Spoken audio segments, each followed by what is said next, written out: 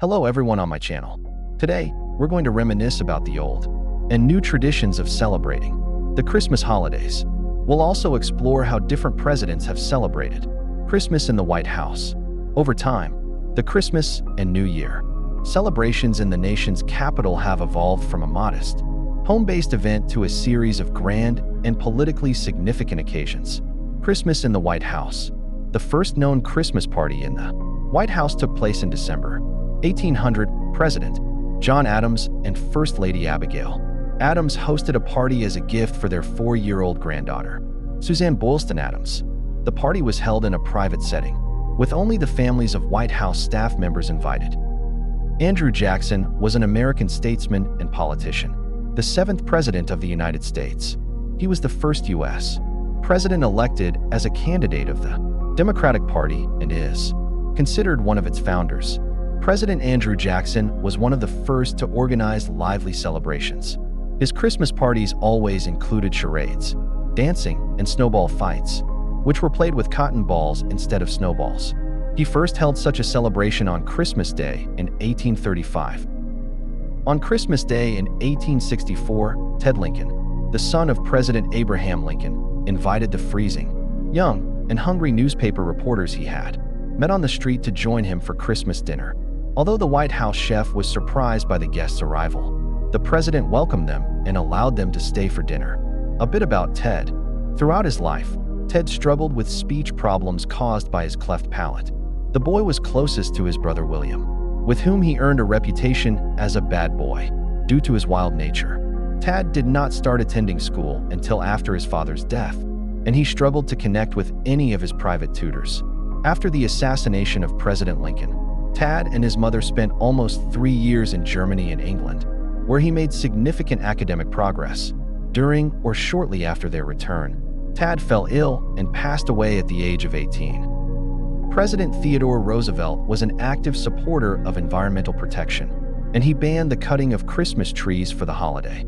There is a popular story about how his son, Archie, smuggled a small Christmas tree into the White House, decorated it, and hid it in a closet. In December 1903, Theodore Roosevelt and First Lady Edith Roosevelt celebrated Christmas for the first time, inviting 500 children to the event. After dinner, the children enjoyed dancing, games, gifts from the presidential couple, and even ice cream in the shape of Santa Claus.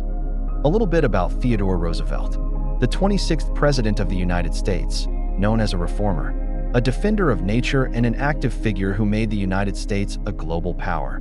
He created national parks and the Forest Service, fought against monopolies, promoted the adoption of laws on food and medicine control, and received the Nobel Peace Prize for mediation in the Russo-Japanese War. He became the youngest president in the history of the United States, was an active politician, writer, hunter, and researcher who promoted the idea of a big stick, diplomacy, and a powerful American Navy, as well as the first president to invite an African American to the White House. In 1891, electricity was installed in the White House. 3 years later, under President Grover Cleveland, the Christmas tree was decorated with electric lights for the first time. The tree was patriotically illuminated with red, white, and blue lights.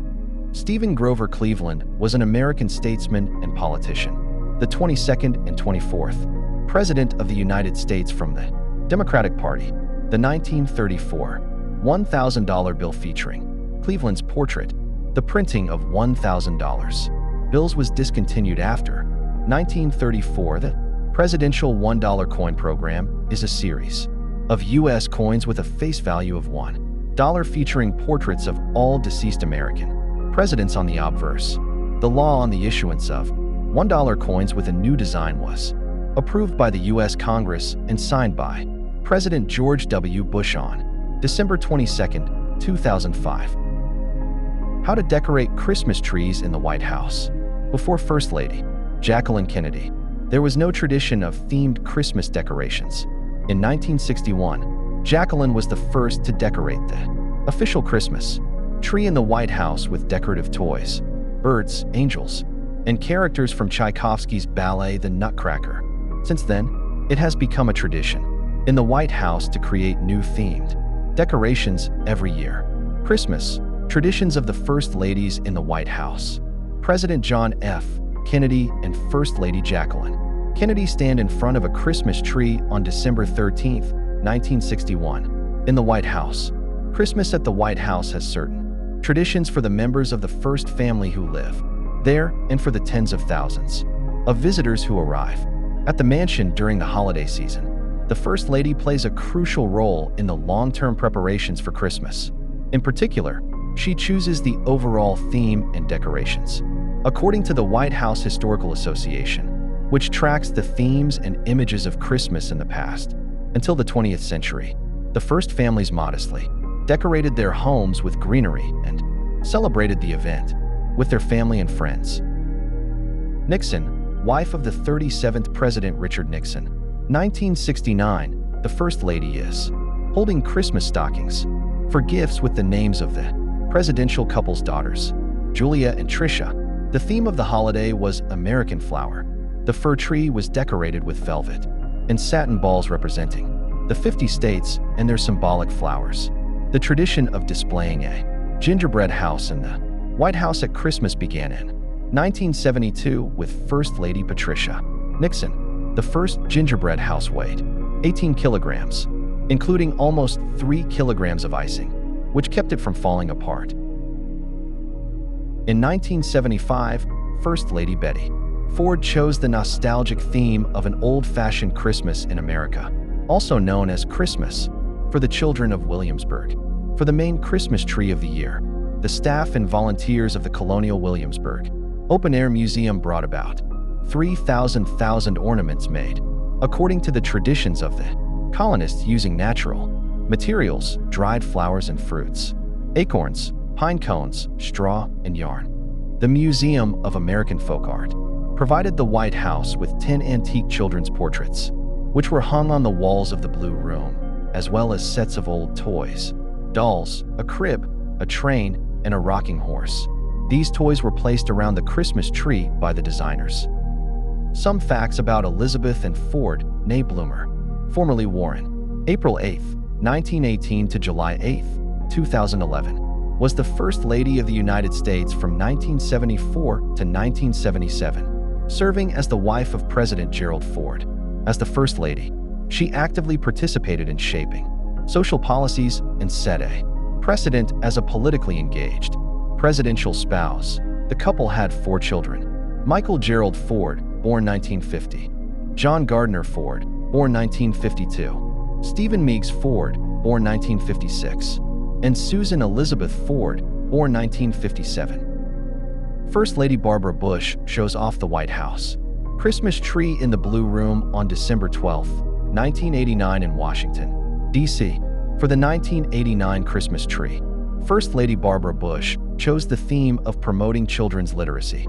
The tree was decorated with 80 soft figures of characters from popular fairy tales. Bush advocated for literacy throughout her husband's presidency and beyond.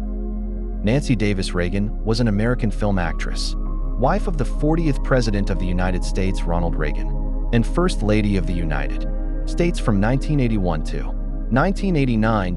First Lady Nancy Reagan decorates the Christmas tree at the White House on December 10, 1982, together with members of Second Genesis.I. In 1982, First Lady Nancy Reagan organized groups of teenagers participating in the Second Genesis drug treatment program in Washington, D.C., Maryland, and Virginia to make Christmas tree decorations, paper foil cones, and metal snowflakes.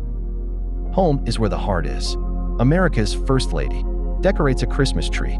The White House is decorated for Christmas. Current First Lady Melania Trump unveiled holiday decor with a central theme. Home is where the heart is. Although Christmas celebrations have been celebrated in the White House since the 1800s, the tradition of placing an official Christmas tree inside only emerged in the mid-19th century. In 1929, during the first year of First Lady Lou Henry Hoover's tenure, what many consider to be the first official White House Christmas tree was introduced, but the tradition of decorating the White House only began in 1961 under First Lady Jacqueline Kennedy. It was she who came up with the idea that each year's Christmas decor should have a different theme. Jacqueline's first Christmas tree was inspired by Tchaikovsky's ballet, The Nutcracker, with corresponding ornaments. So, the current Christmas decor at the White House is more than just decoration. This is part of a living tradition that has been built up over decades, where each First Lady leaves her mark, her handwriting, and her mood. This season, the decorations are dedicated not only to the Christmas holidays, but also to the upcoming 250th anniversary of the signing of the U.S. Declaration of Independence next year, an important milestone in the country's history. The decorations were extensive: 51 Christmas trees, 75 wreaths, more than 200 meters of Christmas tree garlands, more than 2,000 garlands with light bulbs, and more than 7,600 meters of holiday ribbons. By the way, Jill Biden's decor was even more lavish. Last year, the White House was adorned with 83 Christmas trees, resulting in more decorations. Constant relocations have taught me that home is not just a physical space. It is the warmth and comfort that I have within me, regardless of my surroundings, said Melania in her eulogy. This Christmas, let us celebrate the love we hold within us and share it with the world around us. For no matter where we are, we can create a home. After all, no matter where we are, we can create a home filled with grace, radiance, and limitless possibilities. This year's design is noticeably more subdued and conceptual than some of the more lavish options from previous years. It exudes a sense of symbolism, solemnity, and less show-off. Why is the decor of the White House so important? It's not just a temporary residence for the president and his family. It's a symbol of the nation. Over the more than a century-long history, the celebration of Christmas in the White House has changed, from quiet family evenings to public shows.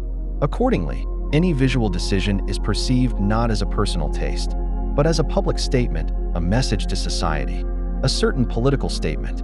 Home is where the heart is, a great idea for the holiday, regardless of who and where it is celebrated.